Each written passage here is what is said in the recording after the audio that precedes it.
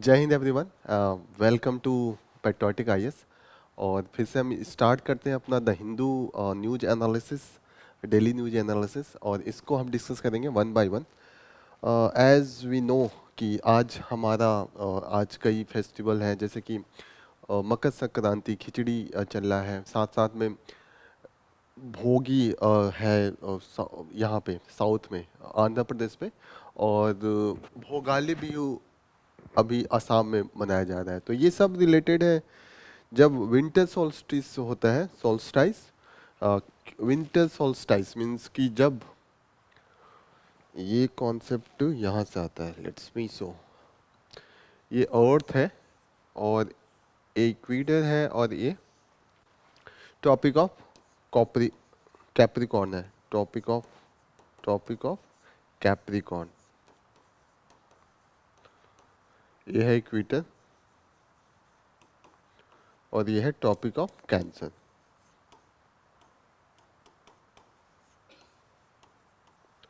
एक बार सन का रेस जो होता है वहां पे, अगर सन यहाँ पे हम मान लें कि ये सन है, सन का रेज एक बार यहाँ पे 90 पे होता है, 90 पे होता है, 90 पे होता है। अर्थ टिल्टेड है तो ये चेंज होता रहता है, ठीक है। तो अभी जो है 90 डिग्री यहाँ पे है, फिर इसके बाद शिफ्ट होकर यहाँ जाएगा, फिर यहाँ आता है।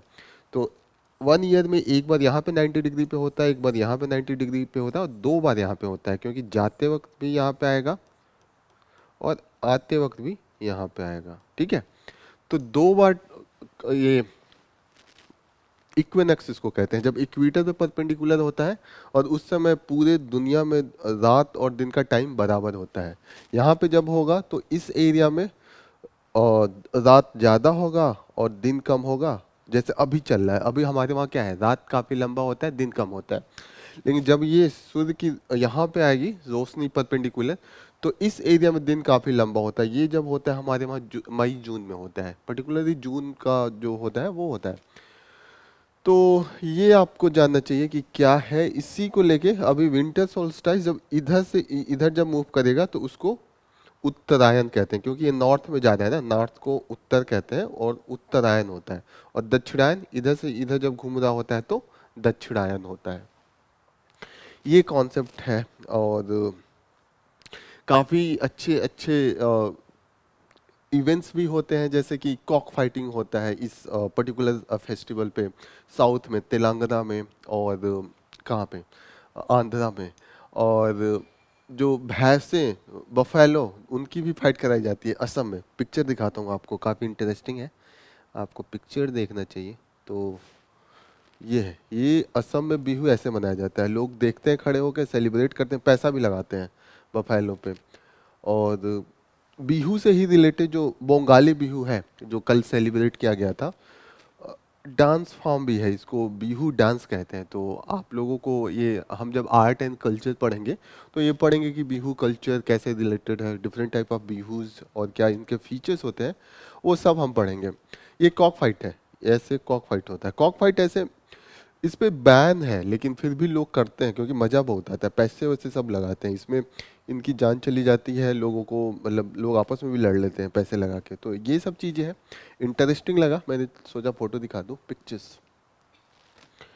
जो पहला न्यूज हम लोग द हिंदू का अभी स्टार्ट करेंगे, मालदीव काफ़ी न्यूज में है, मालदीव का ही न्यूज है कि अभी कल इन्होंने बोला कि ऑफिशियली आई है मालदीव से कि इंडिया को मार्च तक का टाइम दिया है कि उनके आर्मी, जो आर्म फोर्स पर्सनल है, उनको आप बाहर ले लीजिए।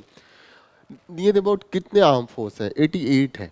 और हमने, इंडिया ने बोला है कि वो सब तो सिविलियन वर्क में है, most of them are the technical staff. और वो क्या कर रहे हैं, ट्रेनिंग दे रहे हैं। और हमारा जो एयरक्राफ्ट हमने गिफ्ट में दिया था, उसी को कैसे मेंटेन करें उसको लेके है। ये जो पिक्चर है वो इंडिया और मालदीव के प्रेसिडेंट और इंडियन प्राइम मिनिस्टर के बीच में जो अभी मीटिंग हुई थी, COP28, जो United nation convention climate change पे कॉन्फ्रेंस चल रहा है under the UNFCC, United nation framework convention on the climate change. तो इस पे जो चल रहा है, इस पे मीटिंग में इन लोगों ने बात किया था। तो वहाँ पे बात में यहाँ पे थी कि हम दोनों कोई ऐसा कॉमन ग्राउंड निकालेंगे जिससे कि एक विन विन सिचुएशन वाला सोल्यूशन निकले। वहाँ पे आर्मी ले जाने, मिलिट्री लाने आने की कोई बात नहीं हुई थी। तो अभी इसका ऑफिशियल आया है। तो ये टसल चल रहा है इसमें। एक चाइनीज जो रोल है वो भी हम देख रहे हैं। तो हमारे एक आर्मी ऑफिसर ने बोला है कि डेलिबरेटली जो मालदीवियन प्रेसिडेंट है वो डेलिबरेटली ये सब स्टेटमेंट दे रहे हैं ताकि कि उनका चाइनीज एंगल है वो सर्व हो सके और पॉलिटिकल एंगल जो वहाँ पे उनकी पॉपुलैरिटी है एंटी इंडिया को लेके वो बनाए रखें।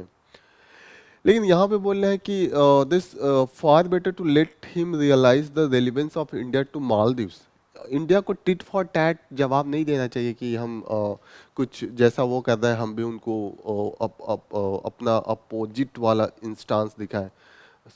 जो हमारा रिलेशन है और ख़राब होते जाएगा। हमें अभी सिर्फ वेट एंड वॉच करना चाहिए कि क्या डेवलपमेंट होता है और धीरे धीरे ये उनको महसूस करना चाहिए कि इंडिया अगर पार्टिसिपेट नहीं करेगा तो मालदीव की क्या हालत होगी, उसकी सोशियो इकोनॉमिक स्थिति कितनी खराब जा सकती है। इंडिया इंडिया सिक्योरिटी प्रोवाइडर्स भी है तो काफ़ी इनको घाटा लग सकता है अगर इंडिया नहीं। लेकिन मुंह से जवाब देने के बदले बेटर है कि हम वॉच करें, देखें, अपना एक्शन हम चुपचाप लें। और सबसे अच्छी बात है कि जब जब ऐसे कंडीशन आते हैं हमारा relations with the our neighbourhood, तो हमें दो चीज याद रखना चाहिए। पहला जो गुजराल डॉक्ट्रिन है, गुजराल डॉक्ट्रिन गुजराल डॉक्ट्रिन कहता है कि हमें अगर हम कुछ कर रहे हैं अपने नेबर्स जो जैसे नेपाल है, भूटान है, तो उससे हमें ये नहीं होप करना चाहिए कि वो हमें उतना ही वापस लौटाएंगे। इतना हम ऐसा कभी नहीं, हम सिर्फ हेल्प करेंगे और वहाँ के डेवलपमेंट पे ध्यान देंगे सिर्फ सपोर्ट के लिए कि हम कहीं ग्लोबल स्टेज पे हम कुछ बोल रहे हैं तो ये हमारी सपोर्ट में हमेशा खड़े रहे। हम एंटेगोनाइज नहीं करेंगे। दूसरा अभी जो हम चला रहे हैं neighbourhood first policy, neighbourhood neighbourhood first policy. Okay, तो ये आप याद रखिएगा। इसमें अगेन कि हम वहाँ का फिजिकल जो नेबर्स हैं उनके फिजिकल सोशल डिफरेंट डायमेंशन पे हम वर्क करेंगे और उनको हम पहले ध्यान रख के अपने सारे जो इंटरनेशनल फॉरेन पॉलिसी में जाएंगे वो सब उनको कंसीडर करके करेंगे। तो ये आपको ध्यान रखना है, जस्ट रिवीजन है। ये टॉपिक काफ़ी न्यूज में है तो हमें थोड़ा ध्यान रखना चाहिए। अगला इंपॉर्टेंट न्यूज़ जो हम ले सकते हैं वो रिलेटेड है कि अगेन इजराइल से जो जो अगेन न्यूज़ में है। यहाँ से नया डेवलपमेंट ये है कि हम देख रहे हैं कि इजराइल को इस समय वर्कफोर्स की ज़रूरत है। उनके मैक्सिमम लोग इस समय फाइट में इन्वॉल्व हैं। उनकी जो वर्कफोर्स है वो और सब चीज़ों में इन्वॉल्व है। तो उनकी जो इंडस्ट्री है या जो जैसे नर्सिंग का हो गया कि अब उनके सैनिक लड़ रहे हैं तो घायल भी हो रहे हैं, तो उनको सर्विस देना है। इजराइल की पॉपुलेशन काफ़ी कम है, छोटा देश है, तो वो अब इतने बड़े वार में इतने लंबे टाइम के लिए इन्वॉल्व है तो उनको बहुत सी ज़रूरतें होंगी। उनके सैनिक भी मरे हैं, उनके लोग डिस्प्लेस हुए हैं, तो वो इंडिया से डिमांड कर रहे हैं कि हमें दीजिए। लेकिन इंडिया में इतनी बेरोजगारी है कि इंडिया ने अभी अपने वेबसाइट पे करा, वहाँ पे एप्लीकेशन काफ़ी जाने लगे और लोग जाने को तैयार हैं।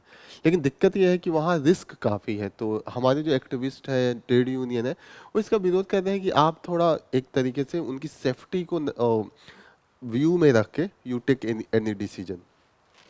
तो एक देखिए यहाँ पे इनका सैलरी इतना है कि कोई जाएगा, यहाँ बेरोजगारी इतना है और सैलरी अगर वहाँ पे 1,37,000 रुपए सैलरी देंगे तो ऑफकोर्स जाएंगे।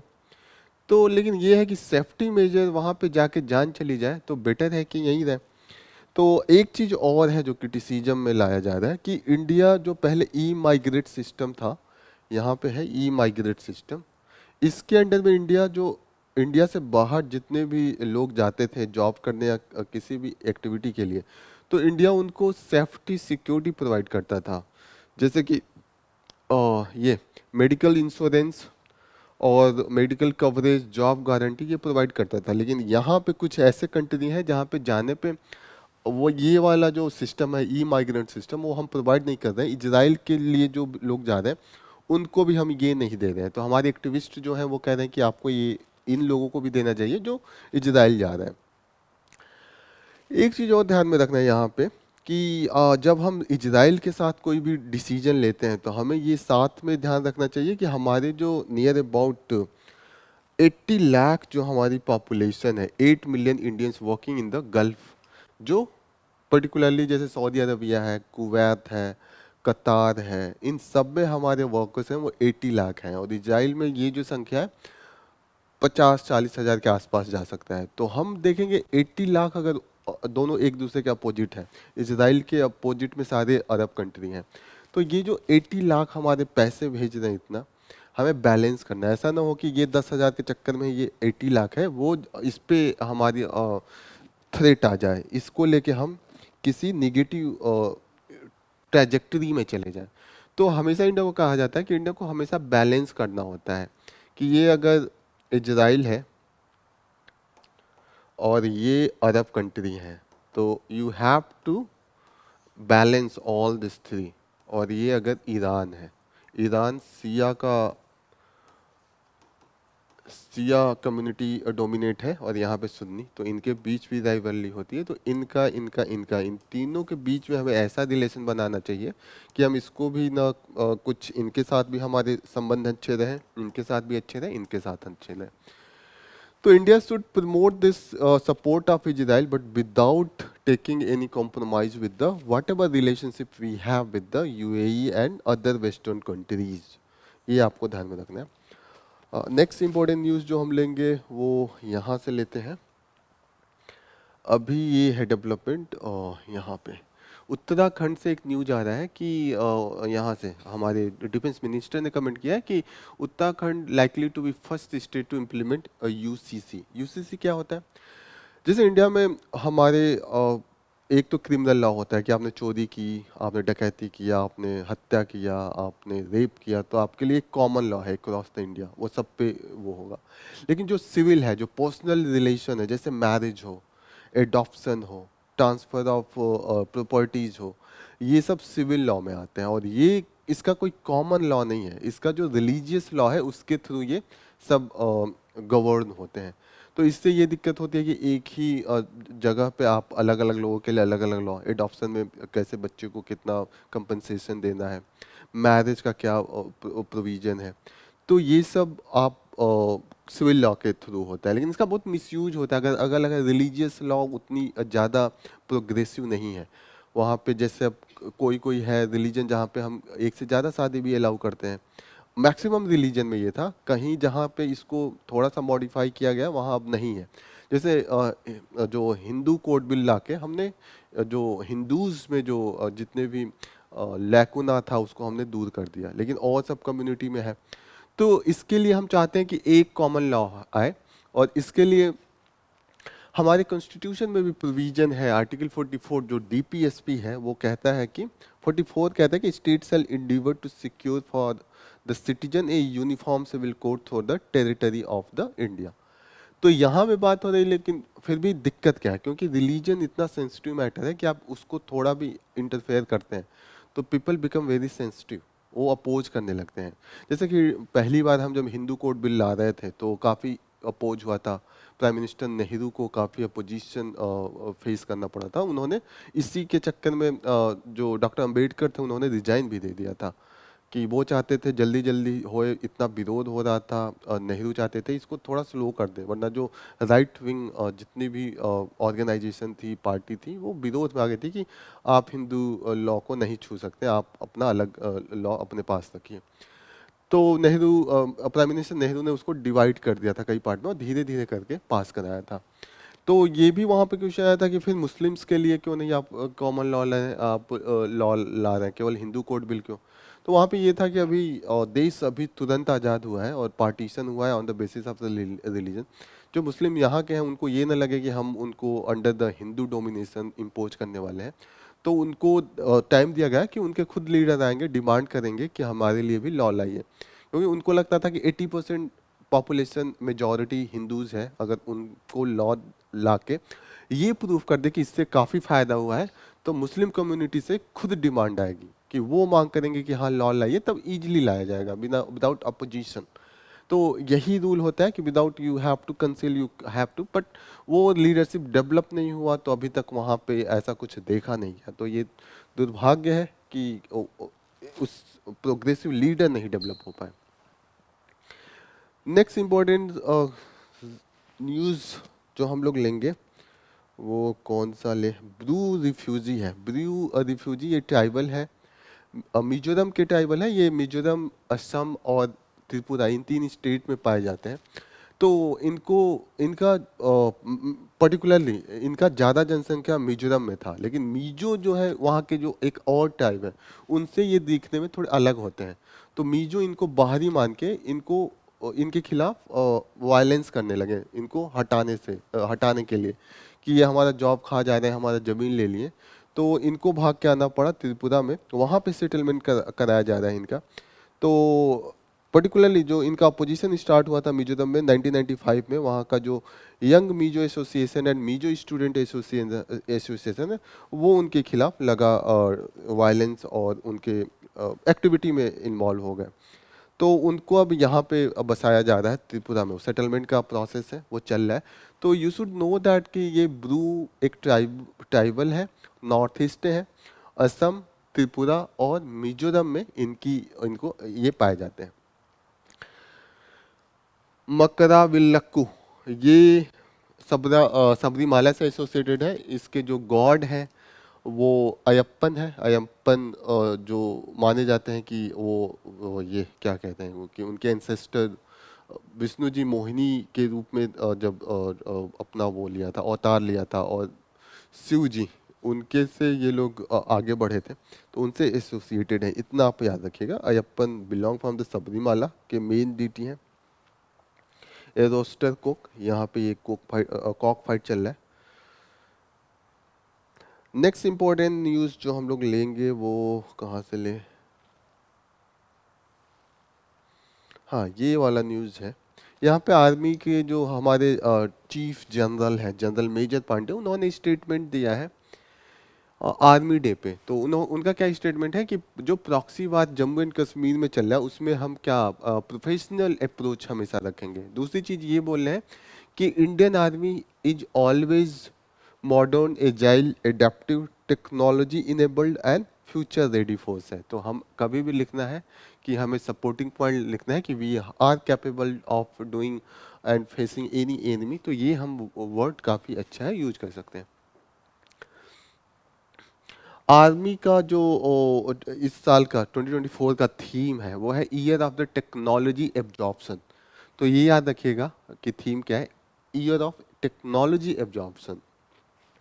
आर्मी डे क्यों मनाते हैं? आर्मी डे, जो हमारे फर्स्ट चीफ मार्शल थे, कमांडर इन चीफ जो थे, वो फील्ड मार्शल के एम करियप्पा के सर्विस उनको श्रद्धांजलि के रूप में मनाते हैं।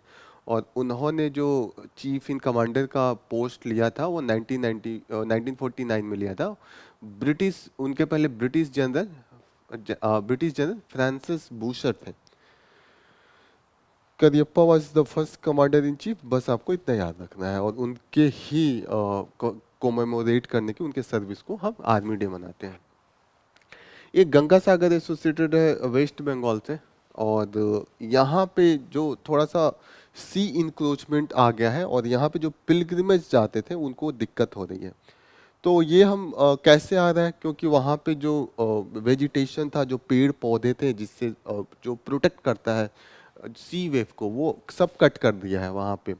और इसके चक्कर में वहाँ पे इरोजन हो रहा है, बैठने के लिए अब जगह ही नहीं है। तो कहाँ पे जाके ये लोग अपना एक्टिविटी करेंगे? जो भी धार्मिक चीज़ें हैं उसके लिए नहीं बच रही हैं। तो गवर्नमेंट ने सी इरोजन से बचाने के लिए टेट्रापॉड होता है उसका इस्तेमाल किया है। और टेट्रापॉड को यूज करके हम थोड़ा बहुत जो इरोजन है सी वेव का रोक सकते हैं। तो एक बार मैं दिखाता हूँ टेट्रापॉड कैसा होता है, थोड़ा सा आपको क्लियरिटी आएगा।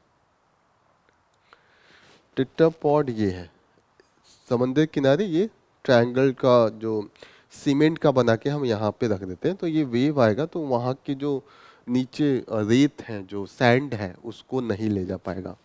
एक चीज़ और थोड़ा सा देखिएगा कि गंगा सागर का है, उसका एक बार मैप में देख लीजिए आप, तो थोड़ी सी क्लियरिटी आएगी आपको। ये है गंगा सागर, ये आपको शायद यहाँ पे दिखेगा। ये है गंगा सागर, ये गंगा सागर, ये वेस्ट बंगाल, कोलकाता के पास। और यहाँ पे गंगा आके मिलती है, इसको मेघना कहते हैं। तो यू शुड रिमेम्बर दिस, मेघना, इस रिवर को मेघना कहते हैं। इसको, ठीक है। तो just remember this. Next important news जो अब हम लेंगे वो है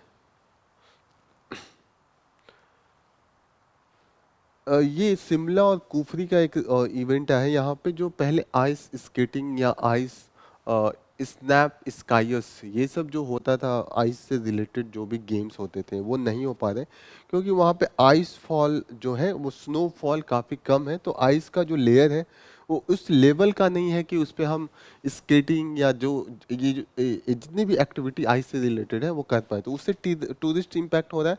तो क्लाइमेट चेंज का एक काफ़ी अच्छा एग्जाम्पल है, एक लाइव एग्जाम्पल है जो इम्पैक्टेड है। वहाँ पे खाली काफ़ी वेरिएशन है स्नोफॉल का, कभी 21 सिमिलियर का होता है, तो कभी 76 का है, कभी 83 का है। तो ये थोड़ा सा ध्यान में रखिएगा आप, ये जब भी आपको आंसर लिखना हो क्लाइमेट चेंज से, तो एक एग्जाम्पल आप इसको लिख सकते हैं।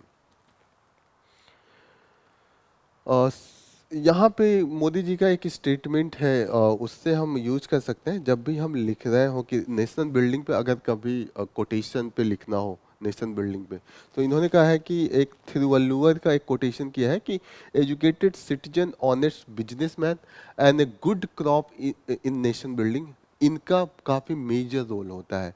और जितनी भी हमारे वहाँ फेस्टिवल्स हैं मैक्सिमम, वो हम कहीं ना कहीं जो हमारे फार्मर्स हैं उनसे एसोसिएटेड है, क्रॉप हार्वेस्टिंग से रिलेटेड है। जैसे पोंगल में भी हम जो फ्रेश क्रॉप को ऑफर करते हैं गॉड के लिए। हमारी दो इनिशिएटिव है गवर्नमेंट की, काशी तमिल संगमम एंड काशी सौराष्ट्र संगमम। ये हमारा जो कम्युनिटी जो क्रॉस इंडिया यूनिटी है कि एक दूसरे को कल्चर को दिखाएं कि हम एक दूसरे से जुड़े हैं, इससे हम यूनिटी और हार्मनी काफ़ी कुछ प्रमोट कर रहे हैं। तो कभी भी आपको एग्जाम्पल देना हो कि यूनिटी, हार्मनी, इंटीग्रिटी कैसे हम ला रहे हैं, तो ये दो काफ़ी अच्छा एग्जाम्पल हो सकता है। नेक्स्ट न्यूज हम लोग लेंगे वो साइंस एंड टेक्नोलॉजी से है। ये जो क्वांटम कंप्यूटर है आजकल, वही उसी का जो है फ्यूचर क्वांटम कंप्यूटर का है। They are very much powerful, they are capable to, मतलब ये जो हमारा नॉर्मल जो कन्वेंशनल कंप्यूटर हम यूज करते हैं उससे थाउजेंड से भी ज़्यादा इनकी कैपेसिटी है, टाइम्स जो है। जो नॉर्मल कंप्यूटर में थोड़ा सा जानिएगा, नॉर्मल कंप्यूटर का जो फंक्शन है मोस्टली बेस्ड जो होता है बिट्स पे। बिट्स या तो जीरो होगा, वन होगा। जो हाई एनर्जी होता है उसको वन कहते हैं, जो लो होता है उसको जीरो कहते हैं। तो जीरो एंड वन दो प्रॉपर होता है। आपको कितना भी कुछ भी आपको लिखना है, कुछ भी करना है, इन जीरो एंड वन दो बिट्स को लेके होता है। पर ये दो बिट्स फिक्स हैं, they are not, they can not mix with each other, ये ध्यान रखिएगा। लेकिन जो हमारा क्वांटम टेक्नोलॉजी है, क्वांटम कंप्यूटर्स हैं जो क्वांटम फिजिक्स पे बेस्ड हैं, उनमें क्वांटम बिट्स हैं, क्यूबिट्स इनको कहते हैं। इसमें भी दो लेवल लेयर पे है, लेकिन उनमें यह है कि उनमें इंटेंगलिंग सुपरपोजिशन उनका पॉसिबल है। जैसे कि ऐसे मैं समझाऊं, इन्होंने भी समझाया सेम वैसे ही कि आप जो कह रहे हैं कि सुपरपोजिशन क्या है, सुपर इम्पोजिशन क्या है। जैसे अगर मैं कहूँ ये ऐसे बना दूं और ये ईस्ट है, ये वेस्ट है, ये नॉर्थ है और ये नहीं, ये नॉर्थ है और ये साउथ है, ओके, ये साउथ है। अगर मैं कहूँ कि एक इंसान नॉर्थ ईस्ट पे जा सकता है या नॉर्थ पे जा सकता है, ठीक है, या तो ये यहाँ पे जाएगा या तो यहाँ पे जाएगा, इनका फिक्स है। या तो एक साथ वो हर जगह नहीं हो सकता है। लेकिन अभी देखें, एक ऐसा पाथ बना है कि मैं कहूँ कि मैं इस पे चल रहा हूँ और यहाँ खड़ा हूँ, तो कोई मुझे पूछेगा तो मैं कहूँगा नॉर्थ ईस्ट में हूँ, ईस्ट में भी हूँ और नॉर्थ में भी हूँ, तो ये एक साथ दोनों जगह है। तो क्वांटम में एक साथ जो पार्टिकल है वो दोनों रिप्रेजेंट कर सकती है। जो नॉर्मल कन्वेंशनल कंप्यूटर है उसमें बिट्स है, उसमें सिर्फ दो फिक्स है, जीरो या वन होगा, लेकिन यहाँ पे जीरो एंड वन भी हो सकता है।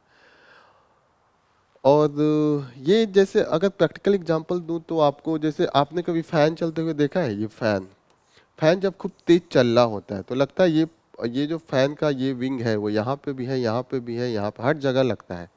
एक जगह कभी आपको नहीं लगेगा कि यहाँ पे भी वही है, वहाँ पे भी यही है। तो ये इतना तेज चलेगा कि स्पीड के कारण ये होता है। क्वांटम फिजिक्स में भी यही है। इन ये तो सुपर पोजिशन हो गया कि एक साथ दोनों कंडीशन दिखा रहा है। एक होता है कि इंटेंगलमेंट, फिर फैन का एग्जांपल लेता हूँ। इंटेंगलमेंट मीन्स कि इसका जो पोजीशन है इस पे डिपेंड करेगा।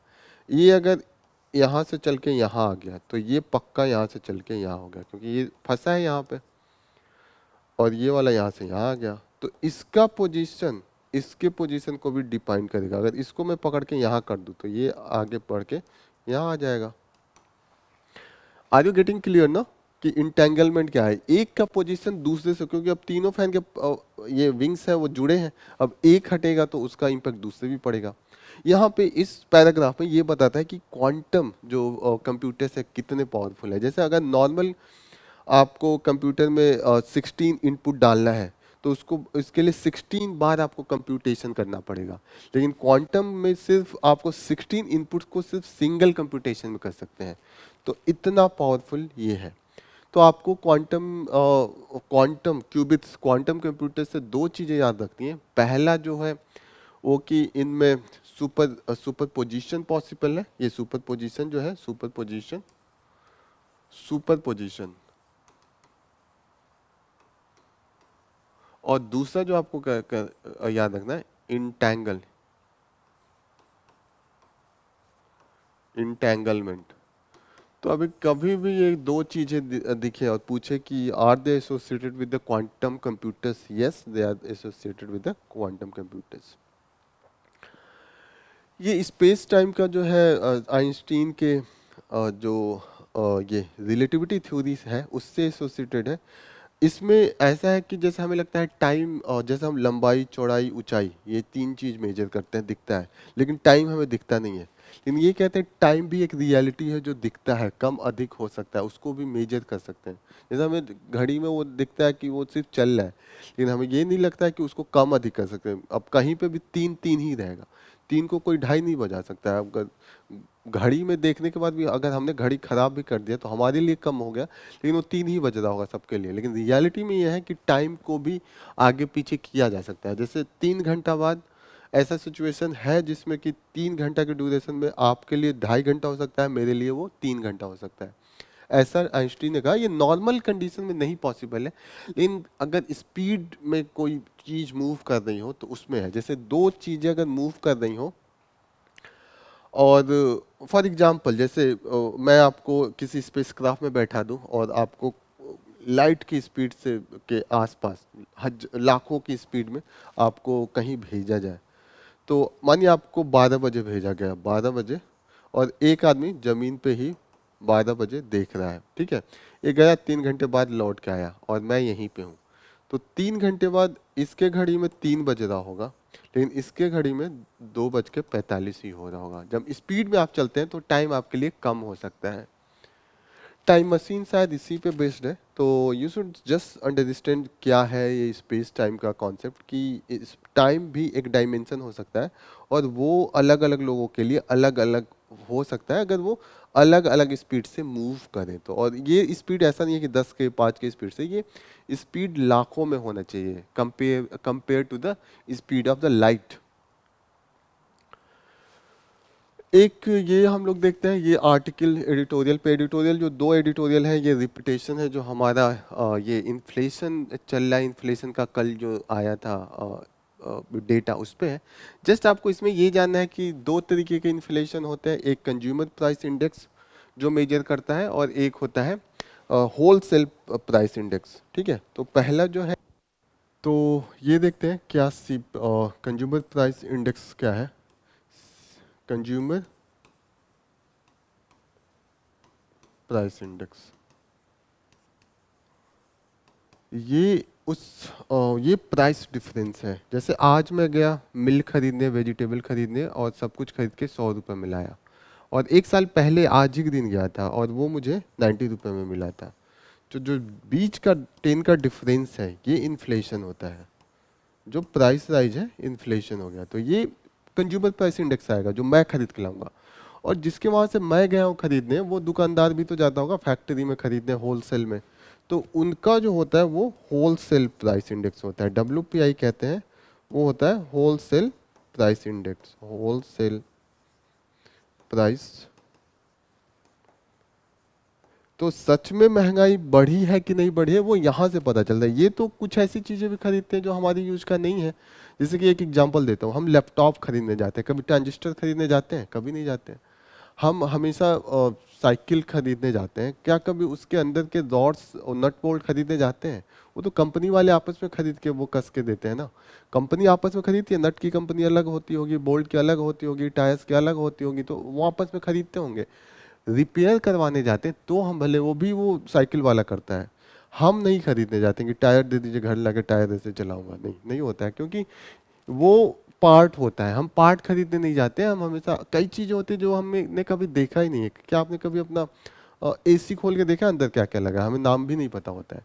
तो वो, लेकिन वो होलसेल मार्केट में बिकती हैं, लेकिन वो रियलिटी नहीं शो करती है कि असली में महंगाई बढ़ा है कि नहीं। महंगाई यहाँ से पता चलता है कि हाँ, टमाटर का रेट बढ़ गया है, चीनी का रेट बढ़ा है, तो वो इसीलिए जो आरबीआई है, रिजर्व बैंक ऑफ इंडिया, वो कभी भी जो डिसीजन लेती है वो कंज्यूमर प्राइस इंडेक्स को ध्यान में रख के लेती है। तो ये ऑल अबाउट है, इसको ज़्यादा हम लोग इसके अंडर में नहीं जाएंगे। दूसरा जो एडिटोरियल है वो है केरला का जो केस था। हमने देखा था कि एक केरला के एक प्रोफेसर का जो चॉप कर दिया था, हैंड कट किया था एक पर्सन, जो जो पॉपुलर फ्रंट ऑफ इंडिया, इनको अभी बैन कर दिया गया है। Popular front of India, PFI, इसको बैन कर दिया है ना। नहीं, वो आवाज चला गया था ना।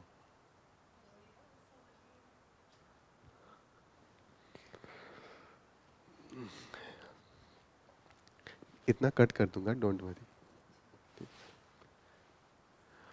तो आगे का जो न्यूज हम लोग ले रहे हैं, हाँ,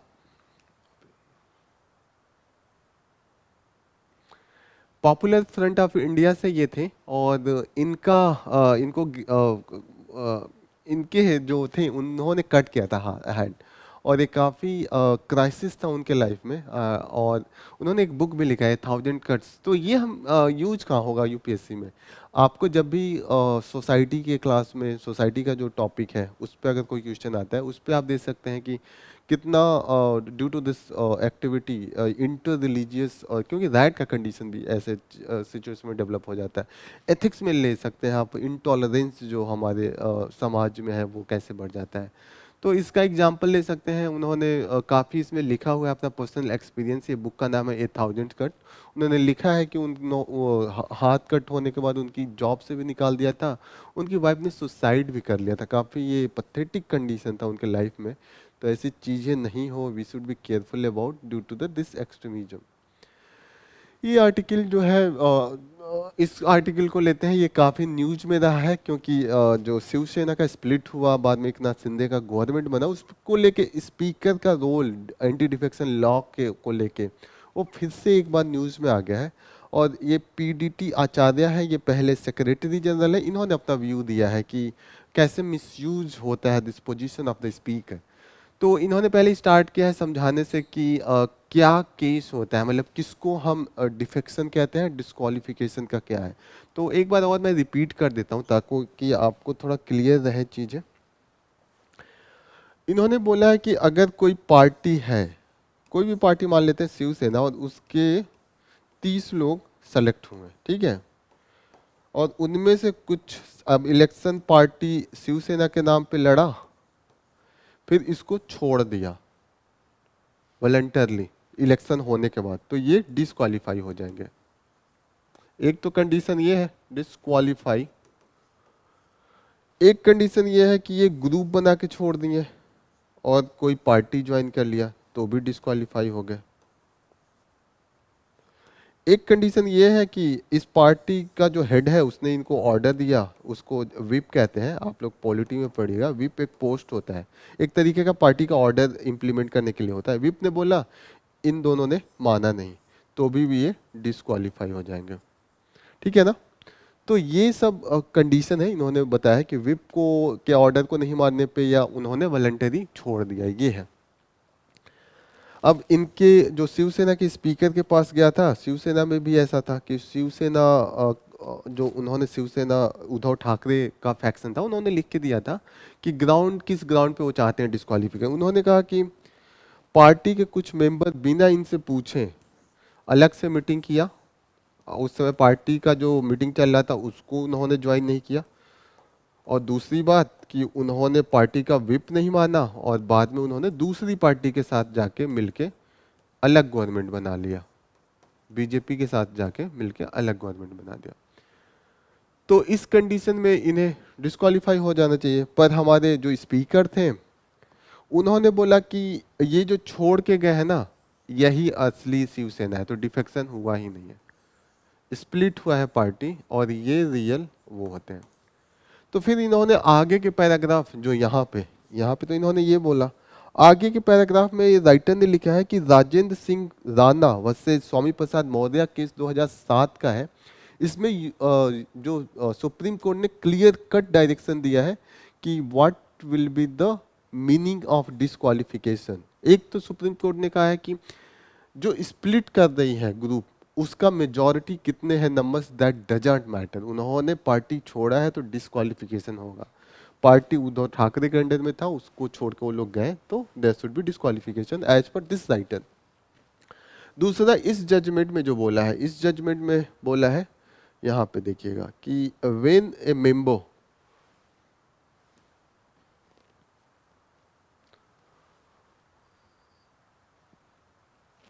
हाँ यहाँ पे देखते हैं, नहीं इसको मिनिमाइज कर लेता हूँ, ठीक है। यहाँ पे है कि when a member or a group of member of the ruling party joins hand with the opposition party and meet the governor along with the member of opposition party and try to form the alternative government, they can be said to have voluntarily given the membership of their original party। तो यहाँ पे इस judgement में ये बोला है कि अगर कोई पार्टी है यहाँ पे और उसके ऑलरेडी मेंबर हैं, कुछ मेंबर यहाँ से छोड़ के जाते हैं, इस जजमेंट के अनुसार अलग एक ग्रुप बना लेते हैं और अपोजिशन पार्टी से जाके मिल जाते हैं, ठीक है। और ये मिल के जाते हैं गवर्नर के पास, बोलते हैं हम गवर्नमेंट बनाएंगे, तो इस ग्राउंड पे ये डिस्क्वालीफाई हो जाएंगे। इस जजमेंट में क्लियर कट बोला है कि ये नहीं देखा जाएगा। तो इसमें शिवसेना के केस में ये हुआ है, लेकिन जो स्पीकर है उन्होंने बोला है कि नहीं, ये अलग पार्टी स्प्लिट हुई है, स्प्लिट के कंडीशन में हम डिस्क्वालिफिकेशन नहीं लेंगे, स्प्लिट नॉट कंसीडर होगा। जो डिफेक्शन का लॉ है उसमें दो ग्राउंड पहले था कि डिस्क्वालिफिकेशन नहीं लिया जाएगा। पहला ग्राउंड था कि स्प्लिट, अगर 1/3 मेंबर, जैसे 30 है, 30 का 1/3 कितना होगा, 10, 1/3 जाके ग्रुप बना के अलग हो जाए तो वो डिस्क्वालीफाई नहीं होंगे डिफेक्शन के। दूसरा ग्राउंड है कि 2/3 स्प्लिट होए, ग्रुप निकल के दूसरे में मर्ज हो गए, ठीक है, तो भी डिस्क्वालीफाई नहीं होंगे।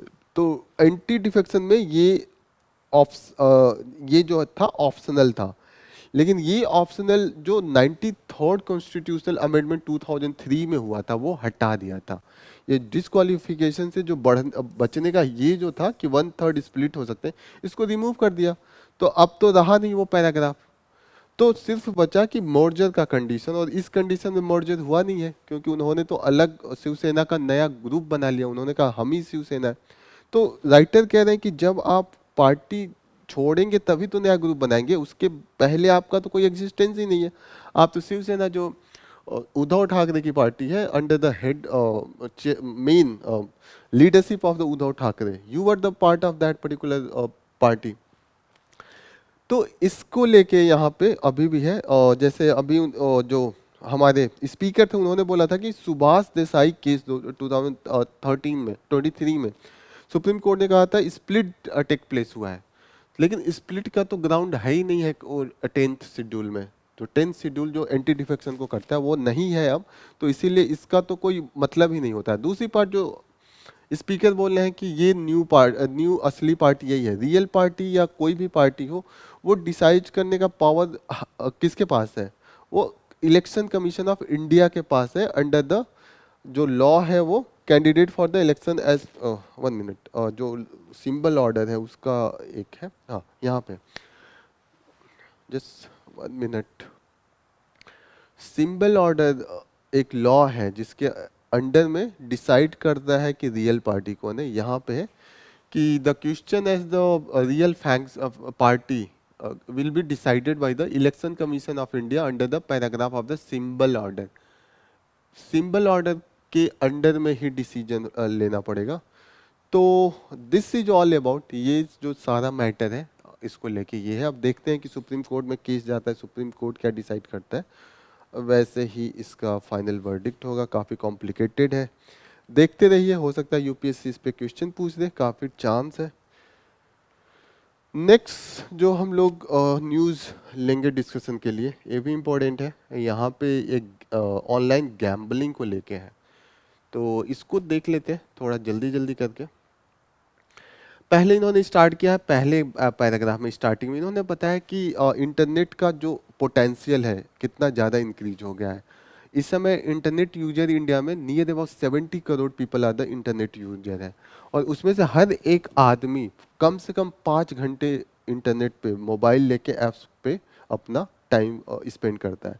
और उस 5 घंटे में से 80% टाइम वो क्या करता है, वो इंटरटेनमेंट प्रोडक्टिव वर्क में नहीं होता, इंटरटेनमेंट होता है या कुछ ऐसे चीज़ें होता है सोशल मीडिया पे जहाँ पे कोई प्रोडक्टिव वर्क नहीं होता है। तो ये मिसयूज को रिप्रेजेंट कर रहे हैं। यहाँ पे कह रहे हैं कि AI generated deep fake videos of the celebrities हमने देखा है। AI generated deep fake video, deep fake video क्या होता है ये समझिए। यहाँ पे है ना डीप फेक वीडियो, ये डीप फेक वीडियो वो होता है जैसे कि एक जो आर्टिफिशियल इंटेलिजेंस मशीन है उसमें मेरा वीडियो भेज देंगे, फिर मेरा वॉइस भी जाएगा, वो उसको कॉपी करके एकदम एग्जैक्ट नया चीज़ लिख के देंगे बोलने को, वो एकदम मेरे ही जैसा एकदम शेप में आके मेरे ही वॉइस में बोलेगा, लगेगा कि मैं ही बोल रहा हूँ, मैं ओरिजिनली वहाँ पे नहीं बोल रहा हूँ, लेकिन वैसे वीडियो बना लिए जाएंगे। तो उसका बहुत मिसयूज हो सकता है अगर डीप फेक, जैसे अभी हमने देखा कि कई अपने एक्टर्स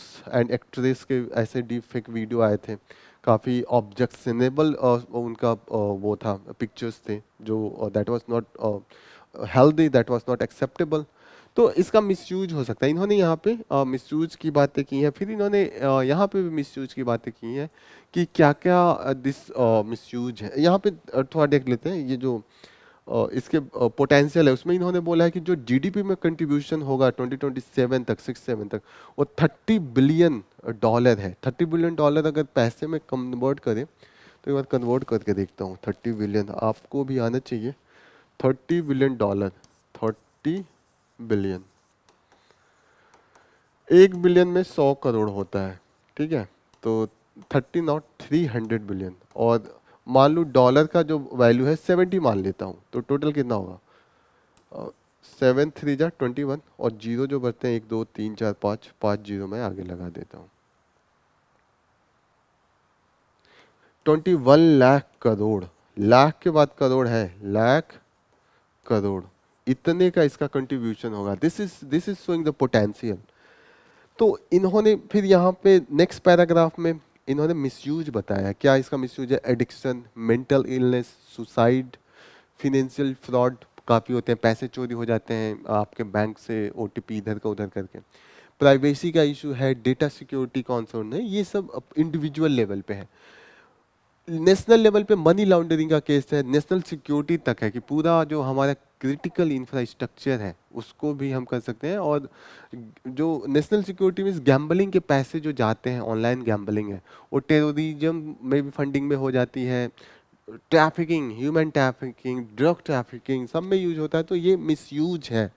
और इन्होंने फर्दर नेक्स्ट पैराग्राफ में उन्होंने बात किया है कि पार्लियामेंट्री कमेटी जो है उन्होंने भी कुछ एरिया में ग्रेव मिस्टेक, जहाँ पे ग्रेव नेगेटिव इम्पैक्ट हो सकता है उसको लाया है, जैसे कि use of international online betting site for the purpose such as the money laundering. उन्होंने पाया, आप इसका मेंशन कर सकते हैं कि parliamentary standing committee on the finance उनका है ये, और आपके आंसर काफ़ी इफेक्टिव हो जाएंगे अगर आप ये यूज करते हैं। No mechanism exist for the individual to differentiate between the legitimate betting and gambling and illegitimate and illegal, यहाँ पे बात हो रही है। ये क्यों है? Absence of specialised regulatory authority. तो यहाँ पे फिर से एक पोटेंशियल दिया है जो हमारा घाटा हो रहा है। इलीगल ऑफशोर गैम्बलिंग कितना है? 100 बिलियन डॉलर में है। फिर से उसको आप करेंगे तो लाख करोड़ में जाएगा, ठीक है ना। फिर यहाँ पे है कि जो टैक्स हमारा इसके कारण जो एक्सचेकर को घाटा लग रहा है 45 बिलियन डॉलर पर एनम। तो ये आप यूज कर सकते हैं अपने आंसर में। लास्ट में उन्होंने बोला कि क्या चाहिए हमें, यूके का एक एग्जांपल है हमारे पास। एक तो इंफॉर्मेशन टेक्नोलॉजी रूल्स है 2021 का, लेकिन अगर रेगुलेटरी अथॉरिटी नहीं है तो उसका उतना इम्पैक्टफुल नहीं है। इशू उन्होंने बोला है कि जो गैम्बलिंग है वो सिंपल लॉ से नहीं हो सकता, क्योंकि इसका नेचर क्रॉस बॉर्डर है। वो दुबई में बैठ के यहाँ पे बेटिंग करा रहा है। आप पुलिस का अलग ज्यूरिडिक्शन, इजीली अगर कहीं स्टेट में होता है पुलिस का ज्यूरिडिक्शन, वो जाके पकड़ ले, फिर पूछताछ करके वो पकड़ा जा सकता है। लेकिन ये बहुत कठिन है, आपको डिप्लोमेसी लानी पड़ती है, इंटरनेशनल वो पुलिस को इन्वॉल्व करना पड़ता है, दैट्स बिकम वेरी डिफिकल्ट। तो इस कंडीशन में क्या चाहिए हमें? यूके का एक एग्जांपल है, वहाँ पे रेगुलेटरी अथॉरिटी प्रॉपर है और ये अपना रिपोर्ट भी पब्लिश करता है। लास्ट में एक चीज और इन्होंने बताया कि इंटरनेशनल मॉनेटरी फंड का भी ऑब्जर्वेशन है कि एक कॉम्बिनेशन कैसे ये सब होता है, कि एक combination of the high tax and a weak and discretionary approach to the regulatory enforcement create most fertile ground for the proliferation of this economy, shadow economy. तो ये आपको ध्यान में रखना है। लास्ट में कंक्लूजन काफी अच्छा है कि it is better to establish strict regulatory framework in an urgent is an urgent need, not just for the protecting our digital citizens नागरिक and national interests, but also to ensure responsible growth of the online gambling sector। इसको हमें regularise करना पड़ेगा proper manner में। ये यहाँ पे final आया है।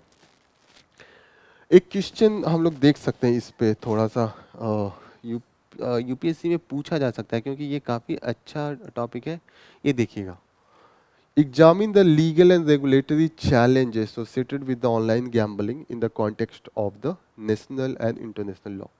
तो आप इसको स्टार्ट कर सकते हैं कि कैसे आप इंट्रोड्यूस करेंगे, फिर बॉडी पार्ट में क्या होगा, फिर कंक्लूजन क्या होगा।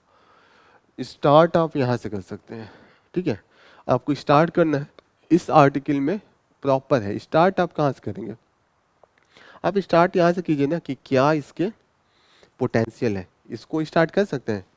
इंट्रोडक्शन 20-25 वर्ड्स का यूज करें इसको कि क्या पोटेंशियल है, आगे जीडीपी में कंट्रीब्यूशन क्या है, इससे अच्छा क्या हो सकता है इंट्रोडक्शन, ठीक है।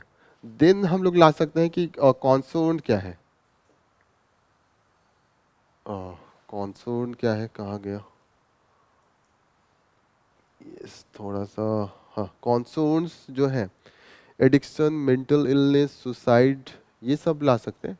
फिर नेशनल लेवल पे भी हम मनी लेंडरिंग का वो कर सकते हैं, नेशनल सिक्योरिटी कर सकते हैं, ठीक है। फिर धीरे धीरे हम इस पे क्या डेवलपमेंट है, ये पार्लियामेंट्री कमेटी को भी मेंशन कर सकते हैं। फिर वे फॉरवर्ड में हम ये यूके वाला एग्जांपल लिख सकते हैं और लास्ट में हम कंक्लूड कर सकते हैं इस पैराग्राफ से। आराम से 30 वर्ड का है, आराम से हम 152 और 250 वर्ड्स का, 250 लिखना है 2 पॉइंट ज़्यादा कर देंगे, 150 लिखना है 2-3 पॉइंट कम कर देंगे, आराम से एक आंसर हो जाएगा। तो ये जितने भी रेलिवेंट पॉइंट्स हैं आज के न्यूज़ के हमने कवर कर लिए और मैं यहाँ पे अपने डिस्कशन को विराम दूंगा और होप करता हूँ, आशा करता हूँ कि आप सभी लोग continuously you are watching videos और क्वेश्चन सॉल्व कर रहे हैं। साथ साथ आप इसका बेस्ट इफेक्टिव वे में इसको रिवाइज भी करते रहना है ऑन द वीकली बेसिस और ऑन द 15 डेज, ठीक है। फिर यहाँ से मैं I will conclude my session. एक बार फिर से thank you for joining the session, all the best. फिर मिलते हैं कल अपने इसी सेशन को लेके एक नए टॉपिक पे। All the best, thank you, जय हिंद।